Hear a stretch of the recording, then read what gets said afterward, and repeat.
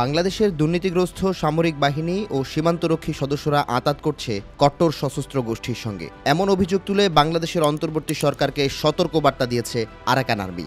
Border লেন্সের সাম্প্রতিক প্রতিবেদনে উঠে এসেছে এই তথ্য। গেল 11 অক্টোবর রাখাইনের মংডু টাউনশিপে এক সন্ত্রাসী হামলায় নিহত হন বেশ কয়েকজন।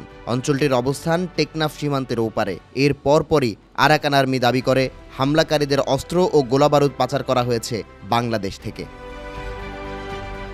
তাদের অভিযোগ, সেনাবাহিনী ও বিজিবির দুর্নীতিগ্রস্ত সদস্যরা রোহিঙ্গা সন্ত্রাসী গোষ্ঠী আরসা ও আরএসওকে সরবরাহ করছে অস্ত্র।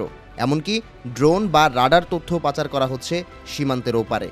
আরাকান আর্মির দাবি, সন্ত্রাসী গোষ্ঠীর প্রতি বাংলাদেশের এমন সমর্থন অব্যাহত রাখলে সীমান্তে শান্তি বিঘ্নিত হবে, পাশাপাশি নষ্ট হতে পারে বাংলাদেশের অভ্যন্তরীণ স্থিতিশীলতা।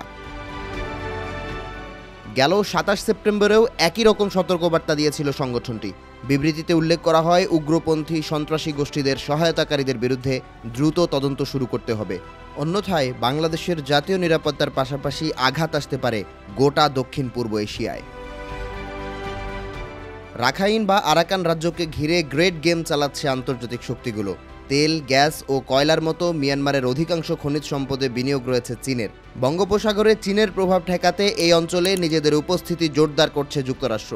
অন্যদিকে সেভেন সিস্টার্সকে বঙ্গোপসাগরের সঙ্গে যুক্ত করতে কালাদান ট্রানজিট প্রকল্পে বিপুল বিনিয়োগ করেছে ভারত। বিশ্লেষকরা বলছেন, জটিল ভূরাজনৈতিক মারপ্যাচে বলির পাঠা হচ্ছে বাংলাদেশ। সতর্কবার্তাটি কোনো বিচ্ছিন্ন ঘটনা নয়, বরং বৃহত্তর খেলাটা হচ্ছে বাংলাদেশকে চাপে রাখা। বাংলাদেশকে দক্ষিণ পূর্ব সীমান্তে ব্যস্ত রাখলে সীমান্তের বাকি অংশগুলোয় দুশ্চিন্তাহীন থাকতে পারে ভারত। পশ্চিমা জোটের দিকে বাংলাদেশের হেলে পড়া ঠেকাতে চায় চীন। আবার যুক্তরাষ্ট্র চায় না চীন রাখাইন হয়ে বঙ্গোপসাগরে অবাধে প্রবেশ করুক। ফলে এই অদৃশ্য দড়ি টানাটানির মাঝে আরাকান আর্মি হয়ে উঠেছে এক প্রক্সি প্লেয়ার।